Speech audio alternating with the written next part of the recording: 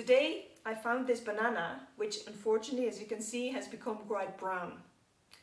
So I learned from it that next time when I buy bananas, I buy fewer of them, or at least eat them quicker so that they don't go off. But well, this one is now brown anyway, so I've been thinking about what I could do with this banana to not having to throw it away. The first thing I could do is, of course, just eat it. And depending on how brown it is inside, I could just cut away some of the brown bits. I could also use it for a smoothie, together with, for example, orange juice.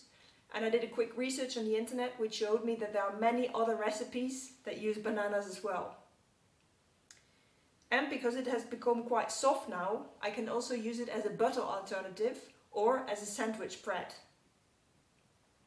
And although I don't have a dog, I have learned, and I hope this is correct, that dogs love bananas. So I could give it to a dog, for example my neighbor's dog. And maybe you have other pets that love bananas as well.